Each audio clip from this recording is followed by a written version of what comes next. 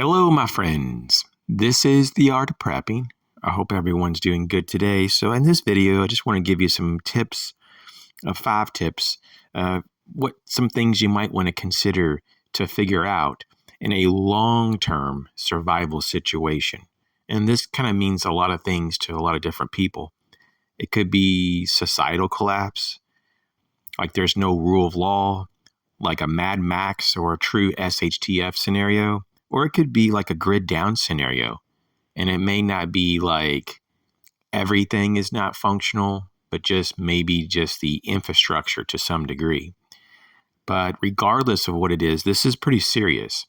A lot of people will perish during these events. These events do happen throughout history. And so it's not a matter of if this is going to happen in the future. It's just a matter of when. So the first tip I want to go right into is water management. This is something that's easily overlooked because it's not, sexy, if you will. Let's just say it for what it is. It's a very boring prep category. But without water, we perish. And so this resource should be something that's on the top of your list. And it should be in terms of how do you procure the water? How can you access it? What are renewable resources of water in your area? Are there wells, ponds, lakes, rivers, and streams?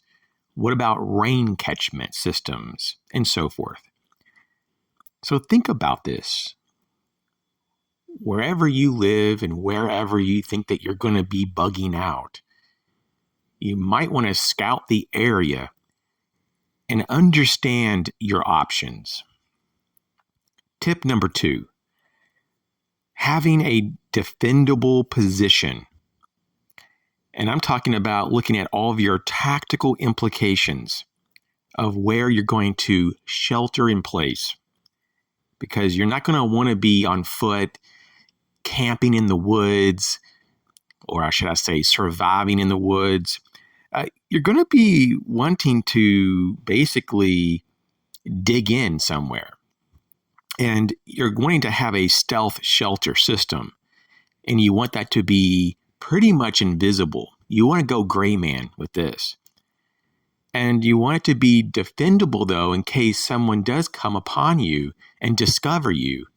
So you're going to need not only the environment to work with you, but also that you have various self-defense options, self-defense tools. Tip number 3, renewable food sources. This is something as simple as just having the skill set and the tools to hunt and to fish and to forage. And for some people in some areas, even to trap. This is not to say that you could not have a stealth garden, but it's going to be a lot more difficult to do the gardening. So definitely look at that. And of course, you want to think about storable food as well. Tip number 4, having a comprehensive medical reference. And this could be a book, some type of guide. I would probably have multiple. You have backups, and of course have an abundant amount of medical supplies, in particular trauma supplies, and have the training and skills to know what to do with it. Tip number 5, alternate transportation, alternate communication, and to have a means of energy generation. Very important stuff. So let's address the transportation. It could be as simple as having a bicycle, having a push cart, a hand cart, and a paddle boat. If you have a body of water that's nearby, maybe the easiest means to travel, to move about, maybe the best way to conserve your calories is to just float down the river. For communication, do you have radios that can use the power source available to you? Do you have radios that can adapt with your options when it comes to renewable power?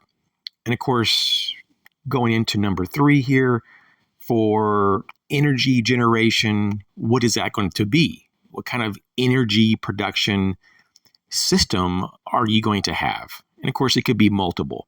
I think the most practical options for most people is going to be first solar, number 2 wind, and then for those who are in certain geographical locations, maybe coal and maybe wood gas.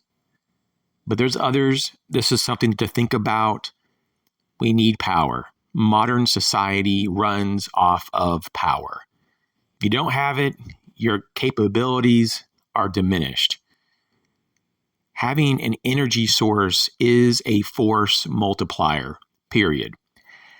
So I hope this was helpful.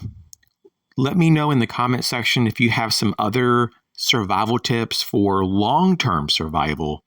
Thanks for your support. You guys take care. Catch you later.